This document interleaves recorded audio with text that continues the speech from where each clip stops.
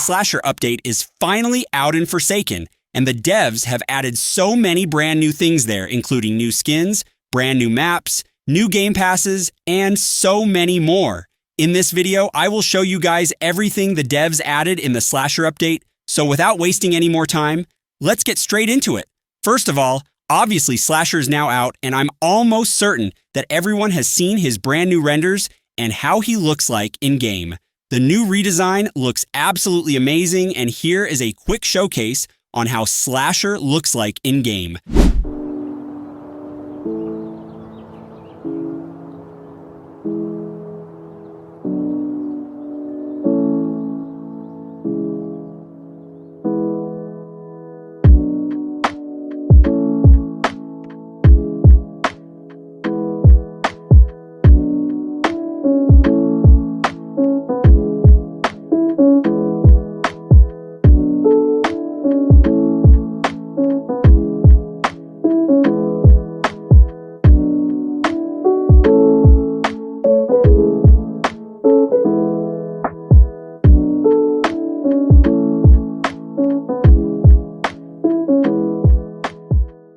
So far, I haven't seen any changes like buffs or nerfs regarding Slasher, so I guess the update only features a redesign for Slasher. Moving on, the developers have added a 2x EXP boost to the game that can enjoyed by everyone, and it will last for a day since the update drops. They added this as compensation to the long delay we had to wait before the release of the update, so enjoy it while it lasted, and make sure to grind Forsaken all day today.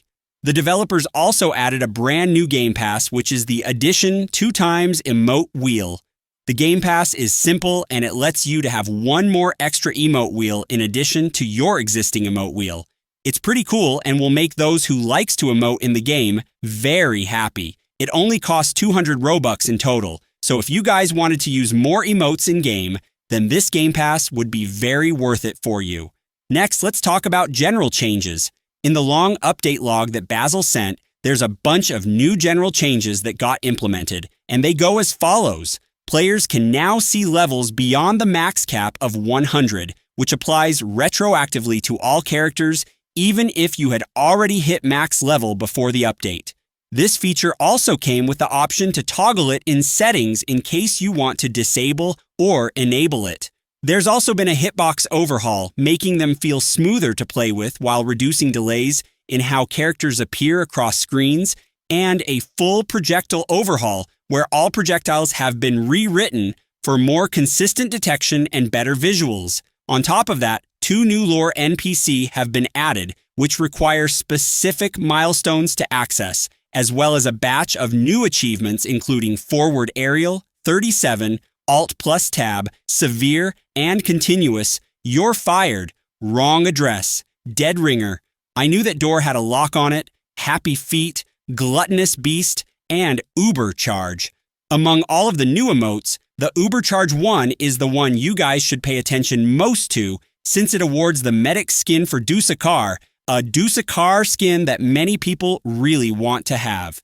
Next, the developers have also added a total of 1 new maps and 3 new variants of already existing maps. Here's quick showcase showcasing each of the newly added maps and the new variants of those maps in case you haven't seen them yet.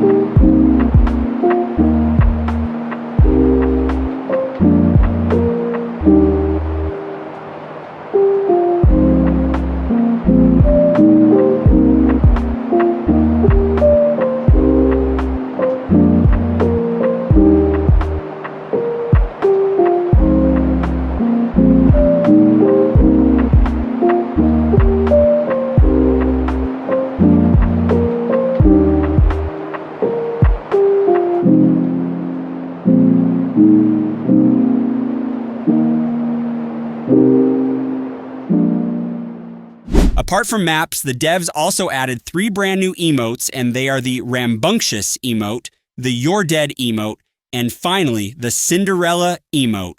They can all be found on the shop, and they are honestly a pretty good emote for its price, in my opinion. Moving on, there is a lot of brand new skins as well as skin redesigns that were added in this update. There are a total of 80 brand new skins and skin redesigns that were added, if I'm not mistaken. I will be showcasing all the skins for every single survivor and killers in the game. So if you guys spot any skin that you like or you think is interesting, then go ahead and pause the video. That said though, enjoy the showcase.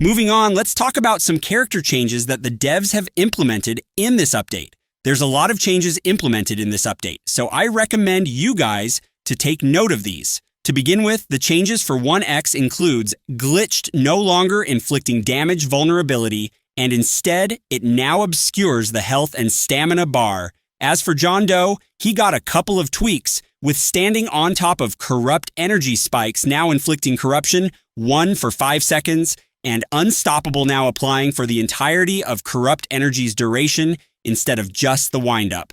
Two Time also received quite a few changes, starting off with Dagger, where the uncrouched lunge distance has been slightly increased. The uncrouched stab now has more end lag, and the hitboxes on uncrouched lunges now spawn a little later instead of instantly. On top of that, respawning now only adds half the usual time to the match timer, while dying during second life grants the other half, which is a really good fix since it was always frustrating to play around a Two Time who had their oblation bar filled. Moving over to 007N7, the devs fixed a couple of issues with clones where they no longer stutter when pathfinding, and their chase themes now play properly. Seizure also got a slight change where its windup was lowered by 0.5 seconds, and abilities now include killer spawns. Chance's shoot ability was adjusted as well, with self-explosion damage reduced from 45 down to 25, while cooldown was slightly increased from 40 to 45 seconds. And finally, Shedletsky's fried chicken now has a new sound effect whenever it gets activated, which is a nice little touch that makes it feel more polished. I've already showed a clip of this in my previous video, so I'm sure most of you know how it sounds like. It's a little change, nothing too crazy. Finally, to end the video, there are also a lot of miscellaneous changes that the devs have implemented. To save me time from writing the script, here is a quick screenshot showcase of all of the new miscellaneous changes that were added. Enjoy the showcase.